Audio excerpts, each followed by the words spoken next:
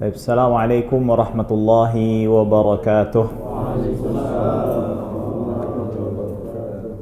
Innal hamdalillah nahmaduhu wa nasta'inuhu wa nastaghfiruh wa natubu ilaihi wa nastahdihi wa na'udzu billahi min shururi anfusina wa min sayyiati a'malina. Man yahdihillahu fala mudilla lahu wa man yudlil fala hadiya lahu. أشهد أن لا إله إلا الله وحده لا شريك له وأشهد أن سيدنا محمدا عبده ورسوله. اللهم صل وسلم على عبدك ورسولك محمد وعلى آله وصحبه ومن تبعهم بإحسان إلى يوم الدين. قال الله سبحانه وتعالى يا أيها الذين آمنوا اتقوا الله حق تقاته ولا تموتن إلا وأنتم مسلمون. Para ikhwah sekalian, alhamdulillahi alamin, bersyukur kita kepada Allah Subhanahu wa taala yang dimana Allah tabaraka wa taala masih memberikan nikmatnya kepada kita semuanya, sehingga dengan semua nikmat Allah Subhanahu wa taala tersebut kita bisa melanjutkan kajian kita, pembacaan kitab dan penjelasan kitab Al-Mukhtasar Al-Latif karya Al-Imam Abdullah bin Abdurrahman Bafadl Al-Hadrami rahimahullahu ta'ala. Salawat dan salam juga tak lupa untuk kita hanturkan dan persembahkan kepada suri tauladan kita, Nabi kita Muhammad sallallahu alaihi wasallam beserta kerabatnya, keluarganya, sahabatnya dan pengikutnya yang setia hingga akhir zaman. Ikhwah sekalian, melanjutkan kajian atau melanjutkan pembahasan kita yang dimana sebelumnya kita sudah sampai penjelasan mengenai rukun daripada khutbatain, yang artinya diwajibkan atau furudul khutbatain, rukun-rukun atau yang wajib untuk dipenuhi ketika seorang khatib menyampaikan khutbah, yang dimana rukun khutbah ini ada 5 hal. Yang pertama adalah mengucapkan tahmid hamdalah, lalu yang kedua adalah bersalawat kepada Nabi Muhammad sallallahu alaihi wasallam. Lalu yang ketiga adalah wasiat taqwa untuk kaum mukminin dan kaum muslimin, ya. Yang dimana 3 rukun pertama ini harus dihadirkan, ya, dan diucapkan di kedua khutbah, di khutbah yang pertama maupun khutbah yang kedua. Lalu yang ketiga, yang keempat adalah membaca surah walaupun 1 ayat, ya, selama ayat tersebut dipahami konteksnya, ya, dipahami konteksnya, maknanya itu dipahami konteksnya berbicara tentang apa. Lalu yang kelima itu yang keempat ini harus ada pada salah satu di antara 2 khutbah. Adapun yang kelima adalah, ya, mendoakan kebaikan untuk seluruh kaum mukminin, ya. Ini harus wajib ada di khutbah yang kedua. Nah, sekarang kita masuk kepada syurutnya. Artinya ini walaupun tidak secara langsung berada di dalam rangkaian khutbahnya, tetapi ini harus dipenuhi, yang artinya bila tidak dipenuhi, khutbahnya nggak sah. Khutbahnya tidak sah. Nah, di sini Syekh mengatakan wa syurutuhuma, dan syarat kedua khutbah itu yang pertama adalah isma'uhuma arba'in. Yang harus seorang khatib itu mengangkat suaranya, ya, sampai khutbahnya ini terdengar kepada 40 orang, ya. Tapi di sini 40 orang maksudnya ada termasuk khatib. Artinya yang mendengar itu adalah 39 orang selain daripada khatib.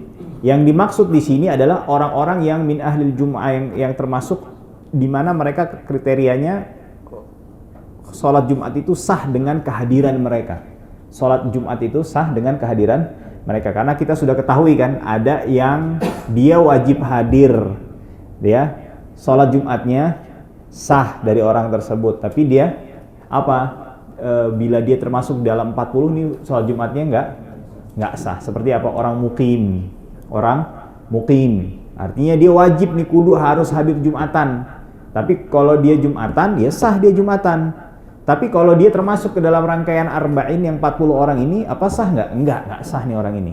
Nah, jadi dia harus yang 5 syarat, 7 syarat yang dikatakan oleh sebagian ulama yang lainnya yang terpenuhi pada orang tersebut. Ya, dia termasuk laki-laki, muslim, baligh, ya, orang merdeka, dan dia mustautin. Dia harus apa? orang yang memang benar-benar bermukim di daerah tersebut, ya. Bukan orang yang datang dan tinggal di daerah tersebut, lalu kalau hajahnya udah kelar, dia pulang ke daerah asalnya. Nah, itu namanya orang mukim. Nah, tapi yang dimaksudkan yang disyaratkan di sini adalah orang yang bermustautin, yang artinya dia udah tinggal di situ, udah jadi orang situ. Dia nggak bakal kemana-mana kecuali memang ada hajat keluar kota. Ya, dia memang sudah orang tersebut. Nah, artinya kalau 40 orang ini adalah orang-orang yang kriteria tersebut telah terpenuhi pada orang tersebut, setiap dari 40-nya itu, maka dia harus mendengarkan khutbahnya. Jadi kalau yang mendengarkan khutbah ini di luar daripada orang-orang tersebut, khutbahnya ini tidak sah. Naam. Nah, adapun mendengarkan ini harus bil fi'il, maknanya harus benar-benar mereka mendengarkan. Artinya nggak boleh mereka tidak mendengarkan khutbah tersebut. Ya, artinya tidak boleh ada yang mengganggu berlangsungnya khutbah ketika disampaikan. Artinya mengganggu dalam artian apa? Sampai tidak terdengar. Sampai tidak terdengar, ya. Bukan bil quwwah, ini sebagian pendapat ulama makna bil quwwah tuh gimana? Kalau bil quwwah itu jadi ada bil fi'il, bil quwwah. Artinya kalau misalnya nggak ada suara berisik, gaduh ketika Jumatan itu berlangsung, dia bisa dengar nggak? Nah, itu bisa dengar, itu namanya bil quwwah. Tapi harus bil fi'il, harus benar-benar terdengar. Artinya harus orang-orang yang 40 itu harus mendengar apa yang disampaikan oleh khatib. Naam. Lalu wal muwalatu bainahuma, harus berkesinambungan antara, maknanya dua. Bisa maknanya adalah dengan antara kedua khutbah itu tidak boleh ada jarak, ya, yang terlalu lama, ya, antara khutbah yang pertama dengan khutbah yang kedua. Atau maknanya di perkataan Syekh di sini adalah artinya setiap rukun dengan rukun yang lainnya itu tidak boleh berjarak, ya, yang dianggap ini terlalu lama untuk mengucapkan satu rukun dengan rukun yang berikutnya. Bisa dipahami, ya? Artinya harus kesinambungan, nggak boleh innal hamdalillah atau alhamdulillahi rabbil alamin dia diam minum enggak atau alhamdulillah rabbil alamin, atau terus dia ngomong kemana-mana, ya, yang bukan daripada rukun.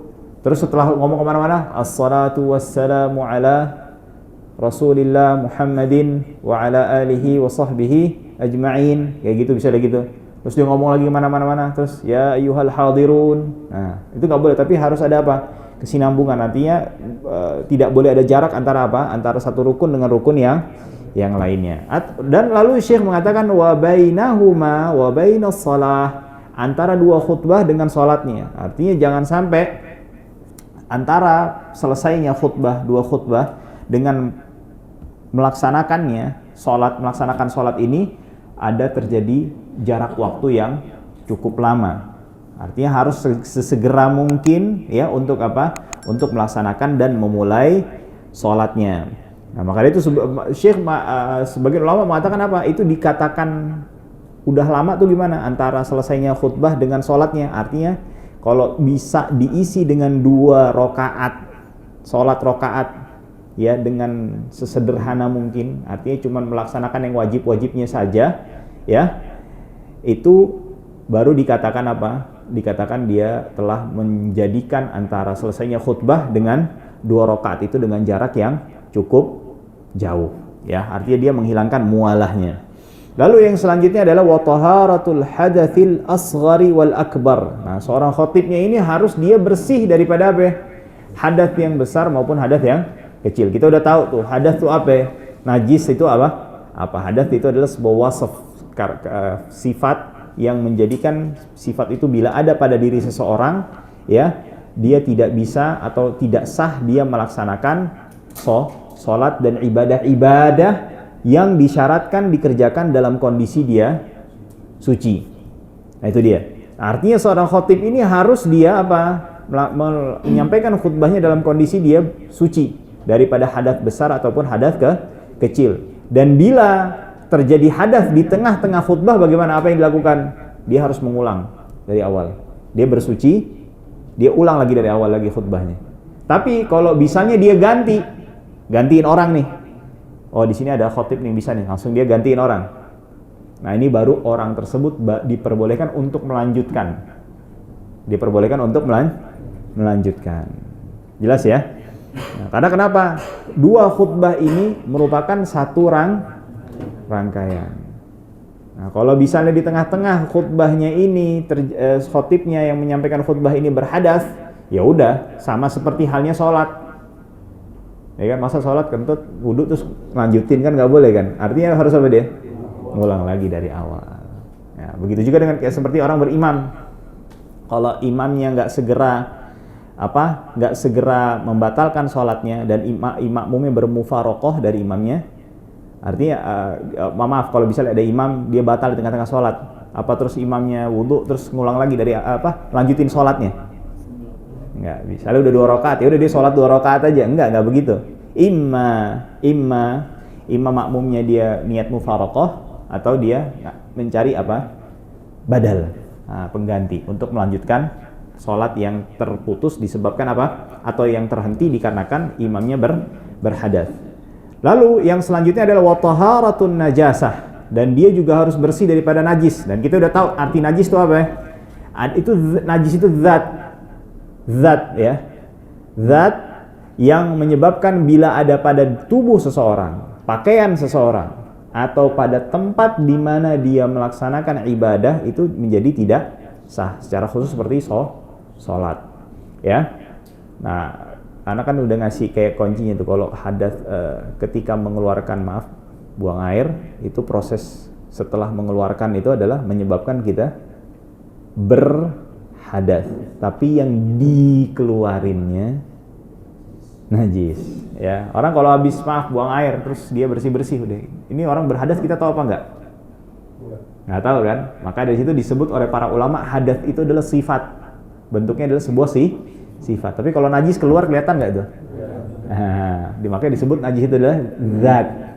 Najis disebut adalah zat. Itu cara bedainnya gitu gampang. Jadi ketika kita ngeluarin itu jadi berhadas, yang dikeluarin najis ya. Nah, tidak harus bersih daripada najis dari apa? Pada pakaiannya dan tubuhnya, dan juga tempat di mana dia melaksanakan khutbah. Begitu juga pada apa-apa saja yang bersambung dengan dirinya, seperti apa? Kan di antara sunnah seorang khotib ketika berkhutbah itu apa? Dia bersandar dengan sesuatu seperti tongkat, pedang. Nah, bila tongkatnya ini najis, ada najisnya, itu juga tidak sah. Artinya bukan berarti begitu dia tahu ada najisnya, dia harus segera lepaskan. Nah, lalu itu pada pakaian, badan, dan juga tempat. Wal qiyamu in qadar. Lalu yang kelima adalah seorang khatib ini harus melaksanakan khutbahnya dengan sambil sambil berdiri jika dia mampu. Kalau dia nggak mampu bagaimana? Boleh duduk ya, boleh duduk. Tapi kalau misalnya nggak mampu untuk duduk, dia bagaimana?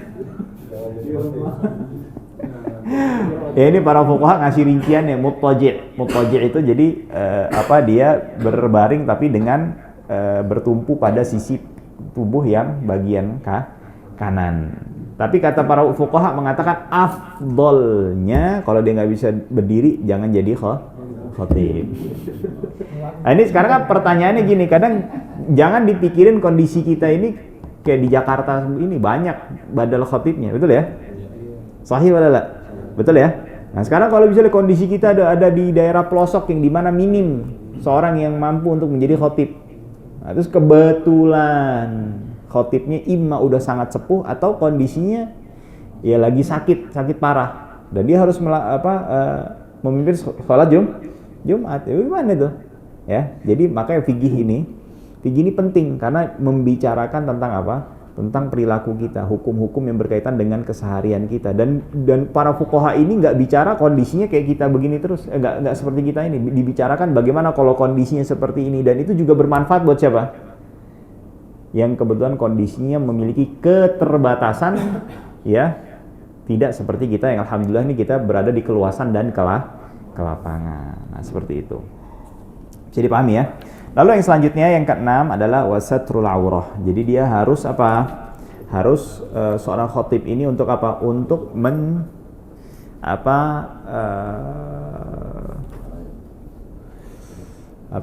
seorang khatib ini harus menutup auratnya. Tapi orang yang dengarnya tidak disyaratkan. Ya artinya kalau dia kebetulan ya bajunya sangat minim, nggak punya baju ketika mendengar khutbah, tapi begitu sholat dia baru punya ada bajunya, itu baru diperbolehkan.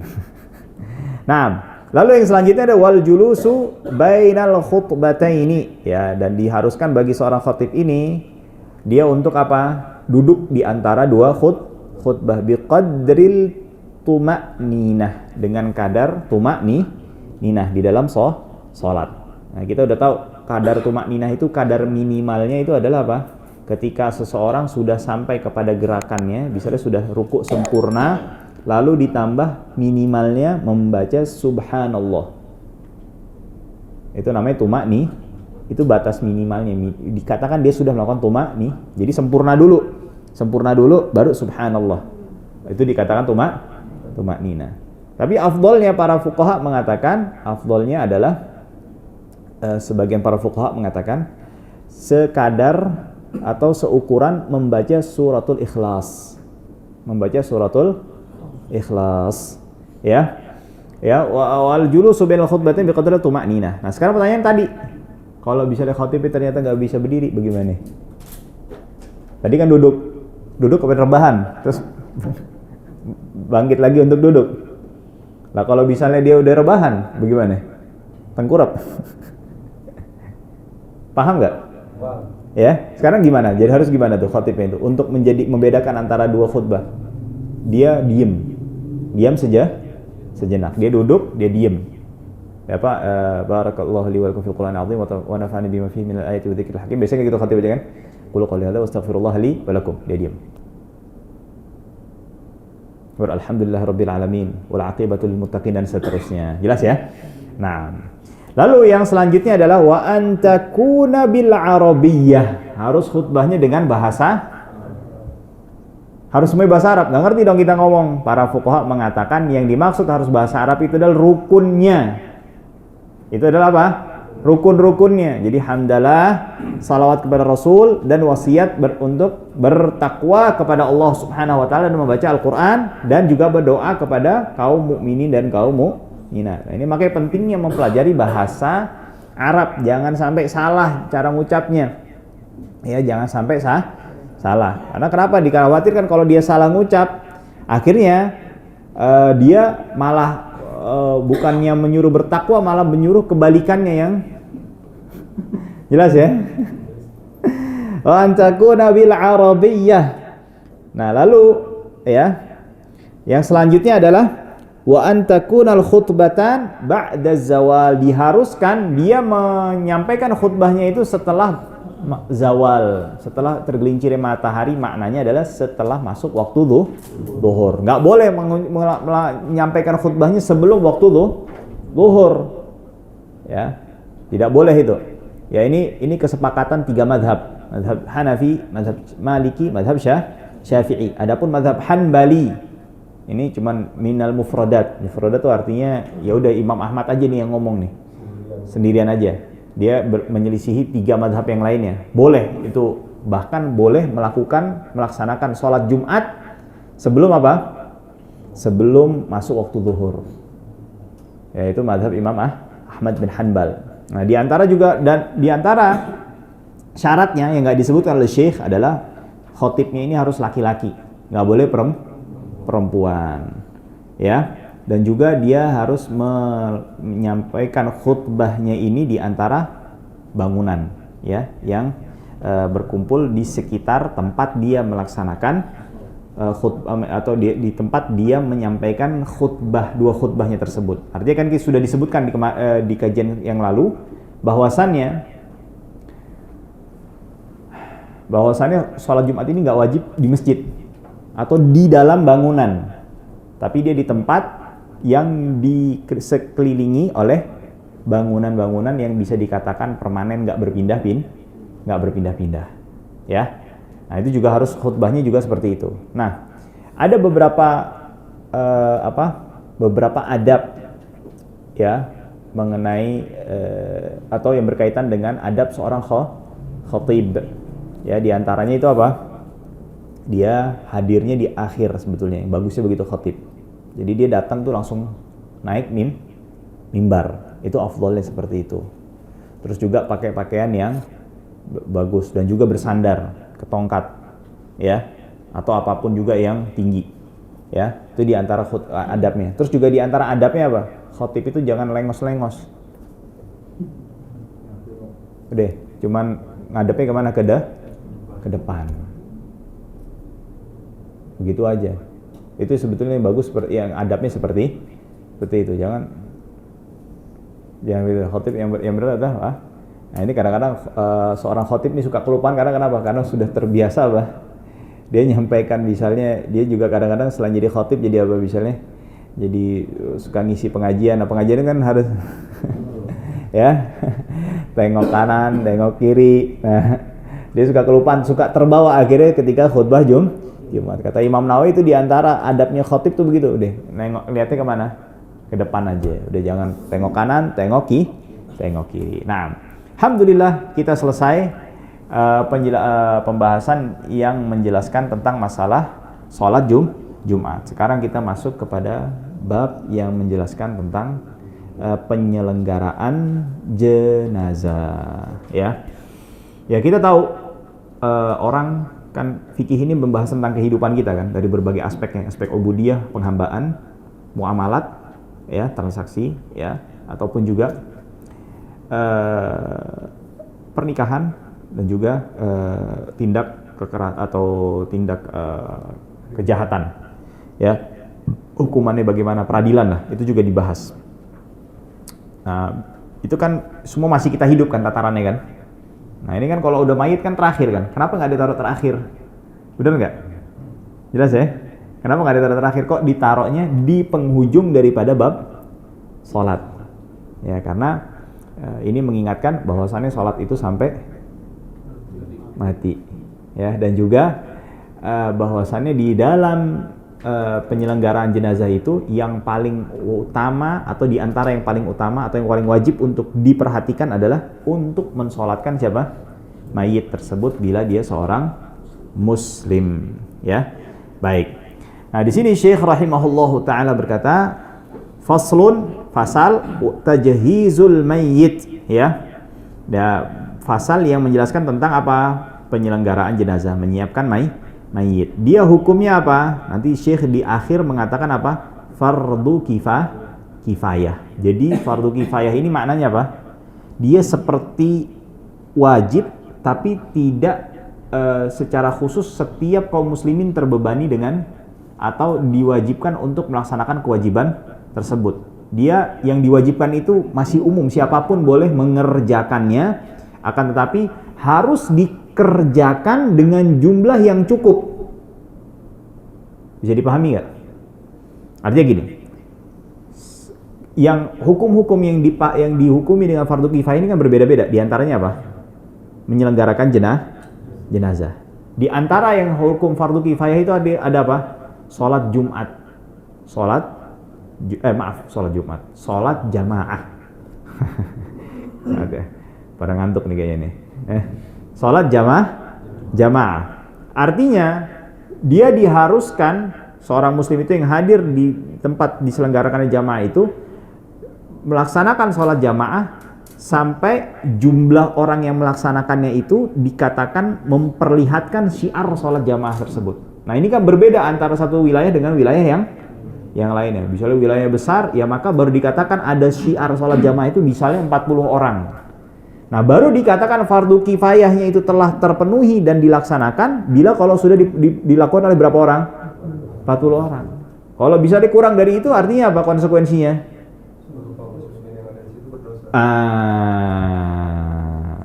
Jelas ya? Nah, sekarang penyelenggaraan jenazah kira-kira butuh berapa orang? Misalnya cukup satu orang. Artinya kalau misalnya ada satu orang yang telah melaksanakan penyelenggaraan jenazah ini, ya, maka yang lainnya tidak berdosa. Tapi kalau nggak ada yang melakukan satu orang pun semuanya berdosa. Nah, ini apa saja yang diwajibkan? Yang pertama adalah ghusluhu. Ya, dia harus memandikannya, wa takfinuhu, ya, dan juga mengkafaninya, wassalatu alaih, dan juga mensolatkannya, wa dafnuhu, dan menguburkannya. Jadi ada 4, memandikan, mengkafani, mensolatkannya, dan menguburkannya. Dan ada para sebagian fuqaha nambahin satu lagi. Apa kira-kira?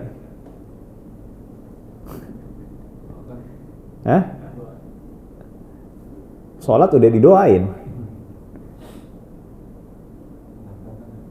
Mengantarkannya dari tempat pemandian, dimandikan dan dikafaninya sampai kemana? Nah, emang bisa habis dikafani udah berangkat sendiri? Kan nggak mungkin kan, bener kan? Nah, kecuali memang dia dikuburkan di mana tempat dia meninggal. Masalah ada sebagian masyarakat kita di Indonesia ini masih ada nih. Dia dikuburin di mana? Di teras rumahnya. Ada tuh di daerah Kalibata tuh masih banyak tuh rumah-rumah di situ. Jadi kalau antum masuk rumah orang tuh di pekarangan rumahnya tuh masih ada kuburan keluarganya. Ada juga ana lihat di daerah beberapa rumah di daerah Cakung tuh juga masih nemuin tuh. Jadi masuk rumahnya di pekarangannya ada kuburan. Jadi kita masuk, assalamualaikum, 2 kali salamnya, assalamualaikum ya ahlad diyar yaghfirullahu lana. Kita salam ke sahibul baitnya, sama salam ke mana? Ke penghuni kubur ya. Ala kulli hal, artinya keempat ini harus kita kerjakan buat siapa? Yang wajib nih. Wajibnya untuk seorang muslim ketika mayit ini muslim dan dia bukan orang yang mati syahid. Ya, bukan mati syahid, dan dia juga bukan anak yang meninggal atau bisa keguguran, ya. Nah, ala kulli hal, jadi kalau misalnya ada seorang muslim dan dia bukan mati syahid, makna mati syahid di sini apa? Jadi syahid ini ada 3, ya. Syahid di sini ada 3. Apaan aja tuh? Syahid dunia akhirat, ya. Syahid akhirat, sama yang ketiga adalah apa? Syahid dunia doang. Nah, ini kriterianya, karakteristiknya bagaimana nih? Maksudnya kenapa dibagi seperti ini? Ya. Kenapa dibagi seperti ini? Nah, syahid dunia akhirat ini adalah apa?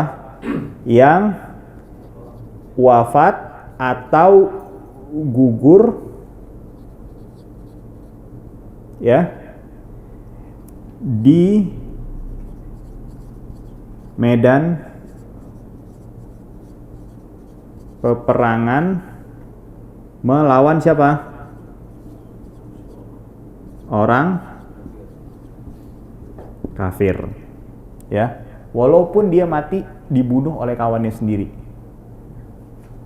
Selama dia meninggal di peperangan tersebut, misalnya ada orang nembak nih, kaum muslimin jeder, terus kena temannya. Selama masih di dalam peperangan, udah berarti dia syahid juga. Syahid. Nah, itu dia. Atau misalnya dia meninggal setelah peperangan, tapi diakibatkan oleh luka yang dia dapatkan dari peperangan tersebut. Tapi kondisinya terus-menerus menurun sampai wafatnya. Lain kalau misalnya habis peperangan dia sempat sehat, terus sakitnya itu kumat lagi, akhirnya meninggal, itu lain. Enggak syahid. Tapi misalnya dia terluka di bagian daerah yang vital tuh. Artinya kalau misalnya sangat sulit diobati, udah diobati nggak baikan-baikan. Artinya menurun sampai dia meninggal, walaupun dia meninggalnya setelah apa? Setelah selesainya peperangan. Dia dikategorikan apa? Syahid. Ya. Jelas syahid dunia dan akhirat kalau orang ini dan dia ikhlas untuk Allah. Dan dia berjihad ikhlas di jalan Allah. Bukan niat mau dikatakan jagoan sebagai orang yang berani, bukan niat nyari fulus. Bukan nyari nyari hamba sahaya. Bukan niat itu ya. Ala kulli hal. Nah, lalu syahid akhiratnya apa? Ya, mereka yang dikatakan oleh Nabi sallallahu alaihi wasallam ya, wafat sebagai seperti apa? Tenggelam.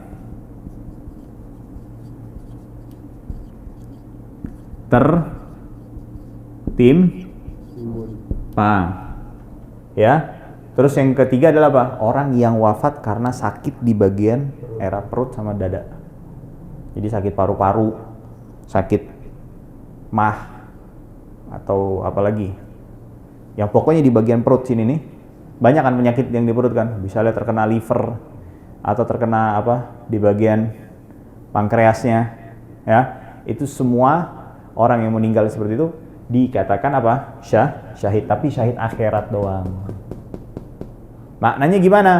Kalau syahid dunia akhirat, dia nggak perlu disolatin, nggak perlu dikafanin, nggak perlu hanya apa? Udah dikuburin aja.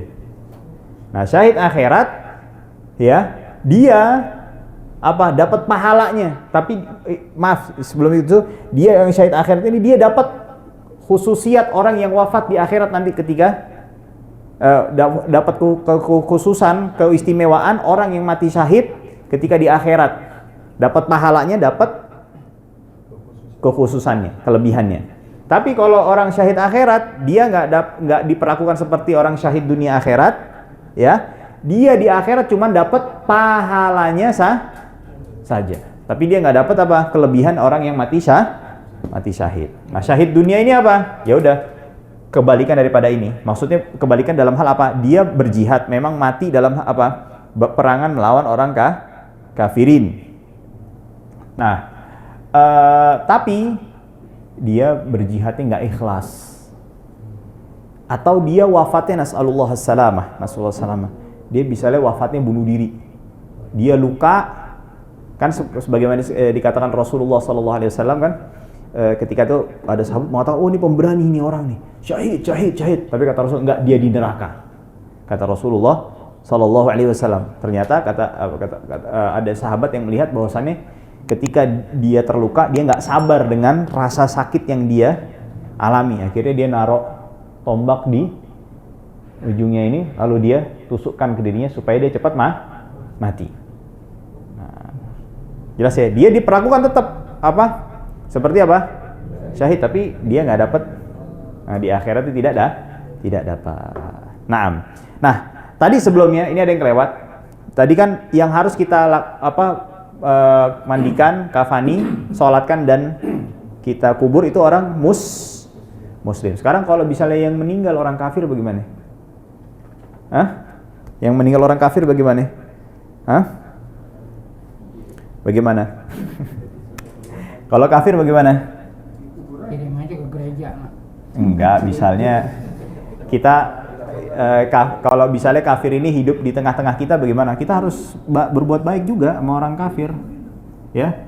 Sama orang kafir baik, apalagi sama muslim apapun dia latar belakangnya, pemikirannya, ya. Kita harus berbuat baik. Nah, itu ada dua orang kafir, ya. Gampangnya, mudahnya, lebih gampang. Bukan harbi, sama kafir harbi. Ya, jelas ya. Bukan harbi sama kafir harbi. Kalau bukan harbi, wajib apa? Bukan. Kafanin dan kubur. Boleh atau mubah. Apa itu? Mandikan, ya. Kita yang mandiin. Maksudnya artinya apa? Kalau misalnya kita nggak mandiin dia, dosa nggak? Enggak. Ya, tidak dosa, ya. tidak dosa. Adapun kafir harbi, ya, kafir harbi nggak ada yang wajib, tidak ada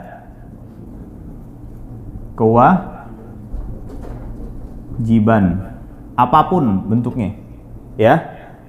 Artinya dia kalau dia harbi, dia memerangi kita, dia berbuat zalim kepada kita, ya, memusuhi kita, itu kita nggak ada kewajiban sama dia.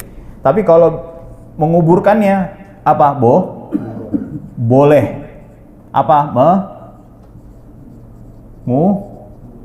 Menguburkan. Maaf ya, tulisannya miring-miring. Ya, ini dia. Ini selain syahid, kafir. Oke, udah jelas? Sekarang kalau pertanyaannya, anak keguguran bagaimana? Kan nggak wajib juga kan? Betul ya? Nah, atau anak yang meninggal. Dihapus ya? Dihapus? Ada yang mau foto dulu? Hah? Ada ya?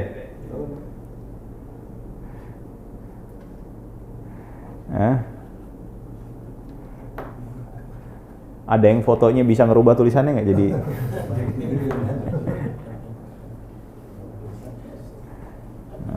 Udah ya?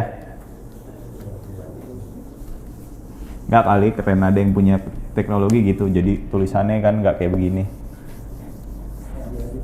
Kenapa? Diedit ya? Nah sekarang itu yang dinamakan as-siqtu. Ini di dalam bahasa Arab dinamakan apa? As-siqtu, artinya anak yang wafat. Ini hukumnya bagaimana? Ya. Pertama ada dua, ya, memperlihatkan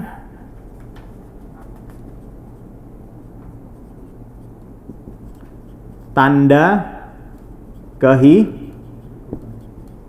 seperti apa? Nangis, gerak-gerak, atau apa lagi? Ada detak jantungnya. Setelah itu dia lahir nangis terus meninggal, atau dia lahir nggak nangis tapi gerak-gerak terus meninggal, atau lahir detak jantungnya ada nggak lama terus meninggal. Jelas ya? Bisa dipahami ya? Nah kalau seperti ini apa? Ya wajib apa? 4 hal tadi. Apa saja tuh? Mandikan, kafani, sholatkan, dan kuburkan. Nah sekarang tidak memperlihatkan tanda tidak memperlihatkan tanda kehidupan. Nah ini gimana hukumnya? Kenapa? Ada dua.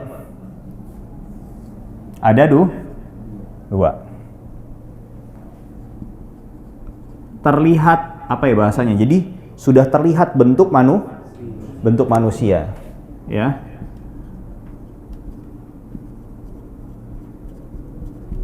Jadi artinya dia lahir sudah ada bentuk manusianya, tapi udah meninggal. Keluar sudah bisa dipahami ya? Sudah meninggal. Maka wajib apa? Waalaikumsalam warahmatullahi wabarakatuh. Dia wajib apa? Wajib mandikan, kafani, dan kubur. Deh. Sholat bagaimana? Nggak wajib, karena sholat ini wajib dilakukan untuk apa? Orang yang pernah hidup lalu dia wafat. Ya, kalau misalnya tidak terlihat bentuk manusianya,